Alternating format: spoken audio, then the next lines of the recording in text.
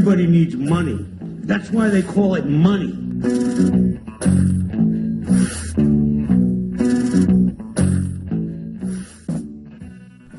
Thank you for tuning in to Team's webinar. This is Seth Arbogast.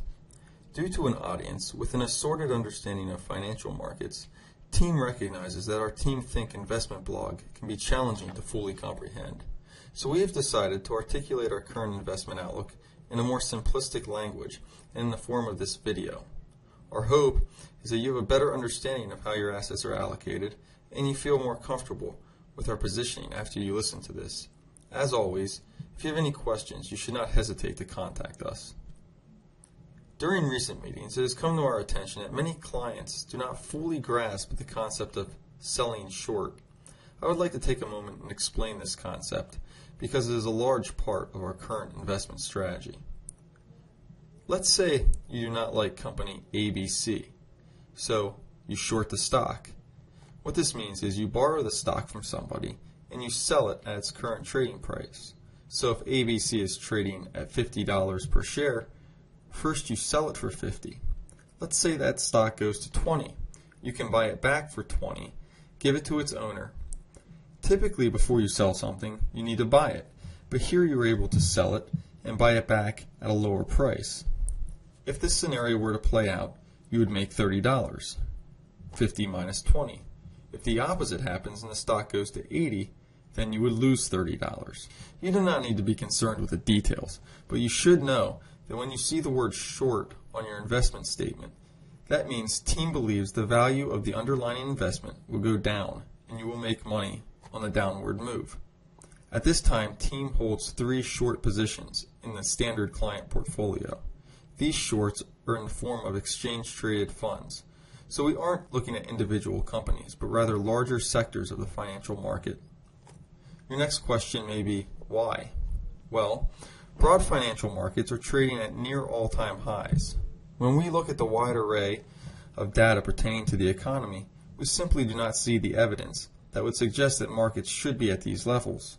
Also, we do not believe that it is in our clients' best interest to be buying stocks that are priced at this high level.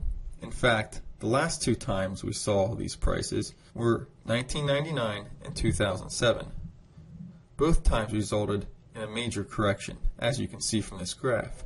So we're doing the opposite of buying stocks. We're shorting them. Your next question may be, why is the stock market trading at these levels, when it's pretty easy to see that the economy is not in great shape? Well, the U.S. is in decent shape relative to the rest of the world. In other words, as bad as the U.S. market is not as bad as Greece, Italy, other parts of Europe, and parts of Asia. So if you are a global investor looking to allocate capital, the U.S. looks appealing on relative terms. We saw the same setup play out in 2008. Only in 2008, emerging markets were the safe haven. China, Brazil, etc. These markets eventually corrected to the tune of 65%. This chart is from Yahoo Finance that tracks the emerging markets ETF.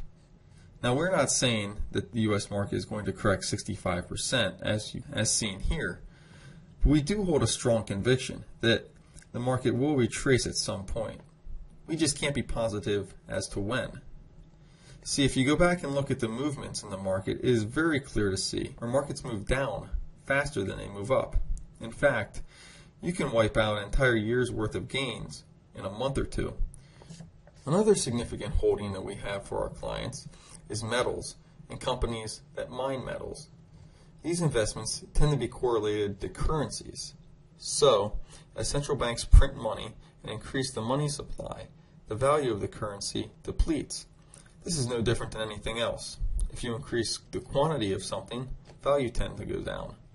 As the value of currencies go down, consumers tend to flock towards commodities, things you can touch, like gold.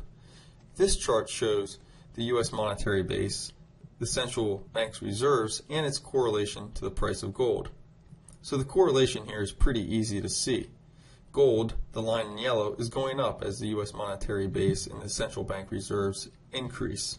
As the global economy fails to expand and the debt burden increases, central banks have 3 options. And you can think of this just like an individual having too much debt. Your options are make more, spend less, or restructure your debt, meaning refinance your mortgage or try to get a lower interest rate on other debt.